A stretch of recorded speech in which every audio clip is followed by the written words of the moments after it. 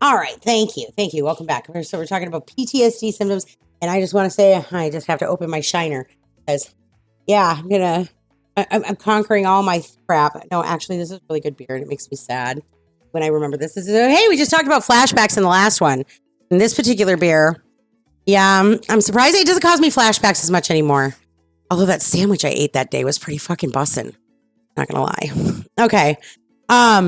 Oh, this one required me to pull open the definition because the next on the list of PTSD symptoms, PTSD complex. I need to be very specific about it because PTSD, so PTSD can be like something that occurs. People can get PTSD from car accidents, from, obviously the most common form known as war. What ends up happening though is once those kind of situations, you're at least typically, unless God forbid, but you get taken out of the situation. When you're dealing with PTSD complex, it is all about your relationship aspects.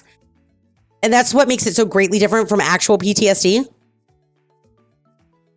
So, in other words, because it's relationship based, the only way you're actually removing the threat is to never have another relationship unless you've learned how to deal with your shit. So otherwise, basically, you'll find relationships triggering for the rest of your life. Whereas a person who has been on a war zone may find fireworks threatening or loud pops, or you know what I mean? And because complex PTSD is based on relationship side, they literally are like that with relationships. So it's like either you have to work through your shit or you're going to just struggle in this area of just maintaining any type of relationship for the rest of your life.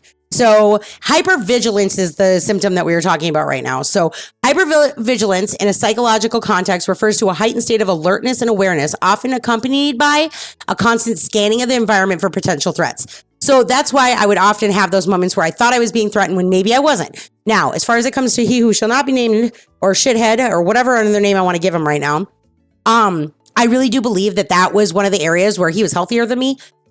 So I think that I may have instigated and may have set him off in a lot of ways because of the fact that I was constantly scanning the environment, but I recognized it. And I told him, I was like, I think we both turned around and we're so used to the attacks from our significant others that we took certain things that one another was interacting with one another with, and we would take it as the threat, as if it was coming from one of our significant others, when we ourselves were not necessarily, it wasn't my MO, and I don't know about him.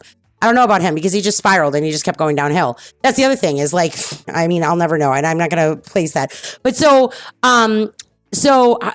it's essentially an exaggerated version of the natural human tendency to be vigilant in the face of danger. But in hypervigilance, this alertness becomes persistent and often excessive when there's even no real threat. So individuals with hypervigilance are constantly on guard, intensely aware of their surroundings, and may experience a rapid and inaccurate filtering of sensory information. So it's literally like your fight or flight mode has gone all haywire and it's just stuck in threat, fly mode, right? So people who are doing this, they may exhibit behaviors like constantly looking around, darting their eyes. Oh, think of Night Star, darting her eyes. Wow. Being unusually attentive to sounds, movements, like how sounds, remember? Like it was like I just locked myself off in my room because even if the dogs barked, I would jump, Yeah. Overreaction. Hypervigilance can lead to overreaction in situations of stimuli that might be perceived as threatening, even if they are not actually dangerous in the moment. Hypervigilance is often associated with mental health conditions like PTSD, post-traumatic stress disorder, anxiety disorders, other trauma-related experiences. I might actually have to